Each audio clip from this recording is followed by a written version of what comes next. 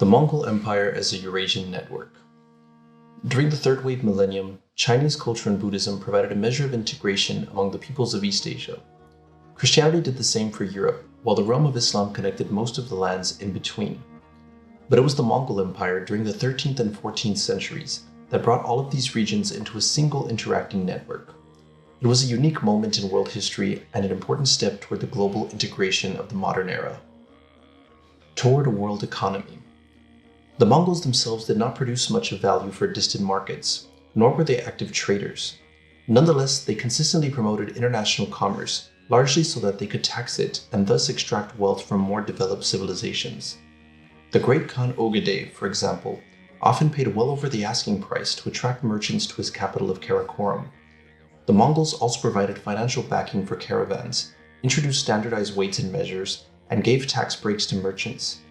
In providing a relatively secure environment for merchants making the long and arduous journey across Central Asia between Europe and China, the Mongol Empire brought the two ends of the Eurasian world into closer contact than ever before and launched a new phase in the history of the Silk Roads. Marco Polo was only the most famous of many European merchants, mostly from Italian cities, who made their way to China through the Mongol Empire. So many traders attempted the journey that guidebooks circulated with much useful advice about the trip. Merchants returned with tales of rich lands and prosperous commercial opportunities, but what they described were long-established trading networks of which Europeans had been largely ignorant. The Mongol trading circuit was a central element in an even larger commercial network that linked much of the Afro-Eurasian world in the 13th century. Mongol-ruled China was the fulcrum of this vast system, connecting the overland route through the Mongol Empire with the oceanic routes through the South China Sea and Indian Ocean. Diplomacy on a Eurasian scale. Not only did the Mongol Empire facilitate long-distance commerce, but it also prompted diplomatic relationships from one end of Eurasia to the other. As their invasion of Russia spilled over into Eastern Europe, Mongol armies destroyed Polish, German, and Hungarian forces in 1241 to 1242 and seemed poised to march on Central and Western Europe. But the death of the great Khan Ogedei required Mongol leaders to return to Mongolia, and Western Europe lacked adequate pasture for Mongol herds. Thus, Western Europe was spared the trauma of conquest, but fearing the possible return of the Mongols, both the Pope and Eurasian rulers dispatched delegations to the Mongol capital, mostly led by Franciscan friars. They hoped to learn something about Mongol intentions to secure Mongol aid in the Christian crusade against Islam, and if possible, to convert Mongols to Christianity. These efforts were largely in vain, for no alliance or widespread conversion occurred. In fact, one of these missions came back with a letter for the Pope from the great Khan Guyuk, demanding that Eurasians submit to him.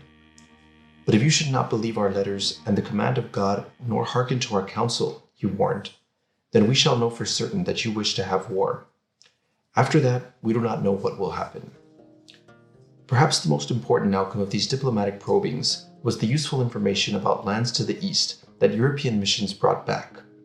Those reports contributed to a dawning European awareness of a wider world, and they have certainly provided later historians with much useful information about the Mongols.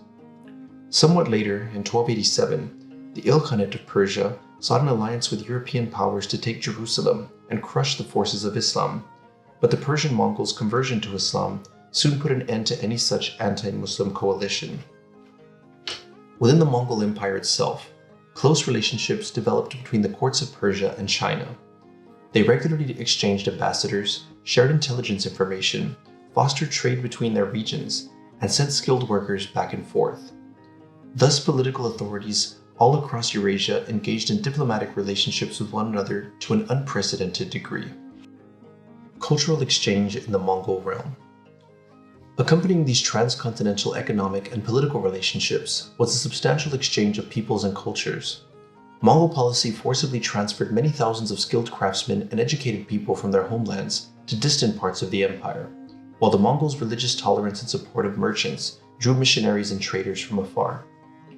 The Mongol capital of Karakorum was a cosmopolitan city with places of worship for Buddhists, Taoists, Muslims, and Christians. Chinggis Khan and several other Mongol rulers married Christian women. Actors and musicians from China, wrestlers from Persia, and a jester from Byzantium provided entertainment for the Mongol court. Persian and Arab doctors and administrators were sent to China. while Chinese physicians and engineers found their skills in demand in the Islamic world. This movement of people facilitated the exchange of ideas and techniques, a process actively encouraged by Mongol authorities. A great deal of Chinese technology and artistic conventions, such as painting, printing, gunpowder weapons, compass navigation, high-temperature furnaces, and medical techniques, flowed westward. Acupuncture, for example, was poorly received in the Middle East because it required too much bodily contact for Muslim taste, but Chinese techniques for diagnosing illness by taking the pulse of patients proved quite popular, as they involved minimal body contact. Muslim astronomers brought their skills and knowledge to China because Mongol authorities wanted second opinions on the reading of heavenly signs and portents, and assistance in constructing the accurate calendars needed for ritual purposes. Plants and crops likewise circulated within the Mongol domain. Lemons and carrots from the Middle East found a welcome reception in China, while the Persian Ilkhan Ghazan sent envoys to India, China, and elsewhere to seek seeds of things which are unique in that land. Europeans arguably gained more than most from these exchanges, for they had long been cut off from the fruitful interchange within Asia, and in comparison to the Islamic and Chinese worlds, they were less technologically developed. Now they could reap the benefits of new technology, new crops, and new knowledge of a wider world. And almost alone among the peoples of Eurasia, they could do so without having suffered the devastating consequences of Mongol conquest. In these circumstances, some historians have argued, lay the roots of Europe's remarkable rise to global prominence in the centuries that followed. The Plague, an Afro-Eurasian pandemic. Any benefits derived from participation in Mongol networks of communication and exchange must be measured alongside the hemispheric catastrophe known as the Plague or the Pestilence, and later called the Black Death. Originating most likely in China, the bacteria responsible for the disease, known as Yersinia pestis, spread across the trade routes of the vast Mongol Empire in the early 14th century. Carried by rodents and transmitted by fleas to humans, the plague erupted initially in 1331 in northeastern China and had reached the Middle East and Western Europe by 1347. One lurid but quite uncertain story has the Mongols using catapults to hurl corpses infected with the plague into the Genoese city of Kaffa in the Crimea. In 1409, the plague reached East Africa, probably by way of the famous Chinese maritime expeditions that encompassed the Indian Ocean basin. The disease itself was associated with swelling of the lymph nodes, most often in the groin, terrible headaches, high fever, and internal bleeding just below the skin. Infected people generally died within a few days. In the densely populated civilizations of China, the Islamic world, and Europe, as well as in the steppe lands of the pastoralists, the plague claimed enormous numbers of human victims, causing a sharp contraction in Eurasian population for a century or more. Chroniclers reported rates of death that ranged from 50 to 90% of the affected population, depending on the time and place. A recent study suggests that about half of Europe's people perished during the initial outbreak of 1348 to 1350. A 15th century Egyptian historian wrote that within a month of the plague's arrival in 1349, Cairo had become an abandoned desert. Everywhere one heard lamentations, and one could not pass by any house without being overwhelmed by the howling. The Middle East generally had lost perhaps 1/3 of its population by the early 15th century. The intense first wave of the plague was followed by periodic visitations over the next several centuries. However, other regions of the Eastern Hemisphere, especially India and Sub-Saharan Africa, were much less affected, so the plague's impact varied significantly. In those places where it struck hardest, the plague left thoughtful people grasping for language with which to describe a horror of such unprecedented dimensions. One Italian man, who had buried all 5 of his children with his own hands, wrote in 1348 that so many have died that everyone believes it is the end of the world. Another Italian, the Renaissance scholar Francesco Petrarch, was equally stunned by the impact of the Black Death. He wrote to a friend in 1349, "When at any time such a thing been spoken of?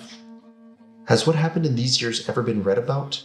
Empty houses, derelict cities, ruined estates, fields strewn with cadavers, a horrible and vast solitude encompassing the whole world. Consult historians, they are silent. Ask physicians, they are stupefied. Seek the answers from philosophers, they shrug their shoulders, furrow their brows, and with fingers pressed against their lips, bid you be silent. Will posterity believe these things, when we who have seen it can scarcely believe it? In the Islamic world, the famous historian Ibn Khaldun, who had lost both of his parents to the plague, also wrote about it in apocalyptic terms. Civilization in both the East and the West was visited by a destructive plague, which devastated nations and caused populations to vanish. It swallowed up many of the good things of civilization and wiped them out. It was as if the voice of existence had called out for oblivion and restriction, and the world responded to its call. Beyond its immediate devastation, the Black Death worked longer-term social changes in Europe, the region where the plague's impact had been most thoroughly studied. Labor shortages following the initial outburst provoked sharp conflict between scarce workers who sought higher wages or better conditions, and the rich who resisted those demands. A series of peasant revolts in the 14th century reflected this tension, which also undermined the practice of serfdom. That labor shortage also may have fostered a greater interest in technological innovation and created, at least for a time, more employment opportunities for women. Thus, a resilient European civilization survived a cataclysm that had the power to destroy it. In a strange way, that catastrophe may have actually fostered its future growth. Whatever its impact in particular places, the plague also had larger consequences. Ironically, that human disaster, born of the Mongol network, was a primary reason for the demise of that network in the 14th and 15th centuries. Population contracted, cities declined, and the volume of trade diminished all across the Mongol world. By 1350, the Mongol Empire itself was in disarray, and within a century the Mongols had lost control of Chinese, Persian, and Russian civilizations.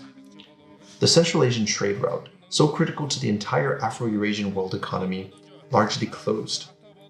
This disruption of the Mongol-based land routes to the east, coupled with a desire to avoid Muslim intermediaries, provided incentives for Europeans to take to the sea in their continuing efforts to reach the riches of Asia. Their naval technology gave them military advantages on the seas, much as the Mongols' skill with the bow and their mobility on horseback gave these pastoralists a decisive edge in land battles. As Europeans penetrated Asian and Atlantic waters in the 16th century, they took on, in some ways, the role of the Mongols in organizing and fostering world trade, and in creating a network of communication and exchange over an even larger area. Like the Mongols, Europeans were people on the periphery of the major established civilizations. They too were economically less developed in comparison to Chinese and Islamic civilizations. Both Mongols and Europeans were apt to forcibly plunder the wealthier civilizations they encountered, and European empire building in the Americas, like that of the Mongols in Eurasia, brought devastating disease and catastrophic population decline in its wake. Europeans, of course, brought far more of their own culture and many more of their own people to the societies they conquered, as Christianity, European languages, settler societies, and Western science and technology took root within their empires. Although their imperial presence lasted far longer and operated on a much larger scale, European actions at the beginning of their global expansion bore some resemblance to those of their Mongol predecessors. They were, as one historian put it, the Mongols of the seas.